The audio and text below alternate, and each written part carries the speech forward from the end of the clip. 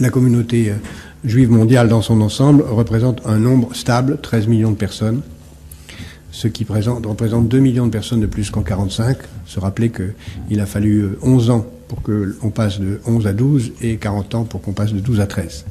Donc la probabilité que la communauté juive représente une part décroissante de l'espèce humaine est une évidence, accélérée par ce phénomène que vous avez déjà très largement évoqué tout à l'heure, celui de l'assimilation par les mariages mixtes. On pense aujourd'hui qu'à l'échelle de la diaspora, les enfants juifs ne sont que les enfants de la moitié des juifs.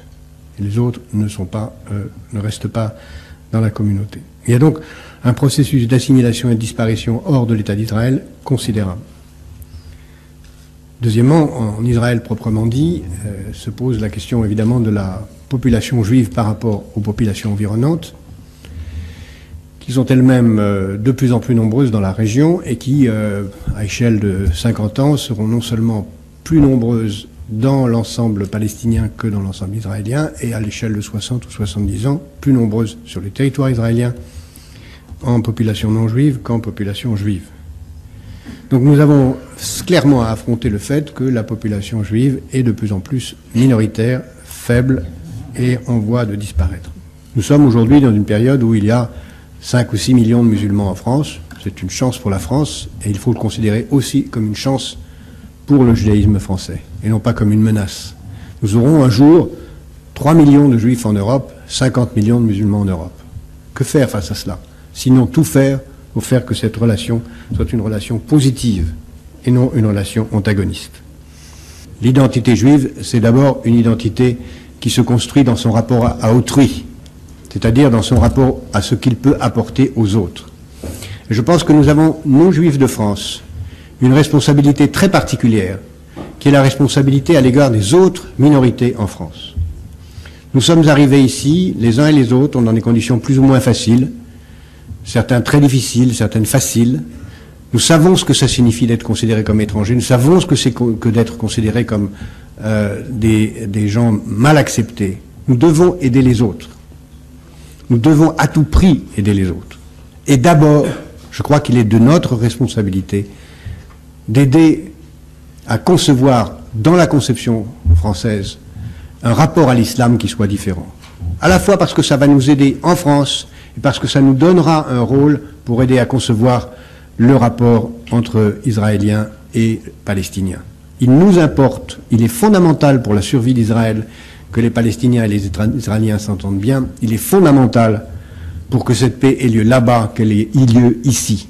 Et je pense qu'il était une des très grandes responsabilités de la communauté juive et des Juifs de France de faire en sorte de jouer un rôle dans l'intégration des communautés musulmanes. Il n'y aura pas naturellement d'intégration des communautés musulmanes si les musulmans ne font pas ce qu'il faut. Mais aujourd'hui, ils sont dans une situation très différente de la communauté juive. La communauté juive a bénéficié à la fin du XIXe siècle, et même dès le début du XIXe siècle, du fait qu'elle avait une bourgeoisie qui a pu prendre immédiatement en main cette intégration en créant des écoles, des associations, des organisations de travail qui ont pu organiser une sorte d'autogestion de l'intégration sociale. Il n'y a pas de bourgeoisie musulmane. Il est donc très important d'aider à la créer, de faire en sorte qu'elle se crée, et de créer les conditions que le dialogue judéo-musulman aide à son renforcement. Cela ne veut pas dire qu'il faille se substituer à la puissance publique. Ça veut dire qu'il importe à la communauté juive de jouer un rôle.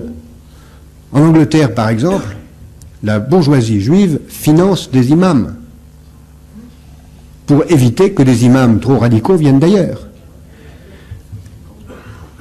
En Europe, dans l'Europe continentale, d'autres pays sont dans la même direction. Je pense que la communauté juive, sous réserve de ce que les autres en voudront aussi, devrait en faire autant. Il y a dans un texte bien connu de Maïmonide une réflexion sur les degrés de la tzedaka, que je citais l'autre jour dans une autre réunion où Pierre m'avait gentiment convié. Il est dit que la tzedaka, Maïmonide divise la tzedaka en 8 degrés. Le degré le plus bas, ça consiste à faire la charité de façon visible et ostentatoire. Le 7e degré le plus élevé, ou le presque plus élevé, ça consiste à financer les entreprises de ceux qu'on veut aider pour qu'ils soient libres. Et c'est d'ailleurs, si je peux me permettre, ce que nous sommes quelques-uns à faire aujourd'hui. Pour ma part, je consacre une part importante de mes efforts à aider au financement des petites entreprises créées par les gamins musulmans des banlieues. Et je pense que c'est une activité fondamentale pour créer les conditions du bien vivre en France pour les Juifs. Et enfin, le huitième degré, ça consiste à associer le pauvre à ses propres affaires, mais ceci est une autre histoire.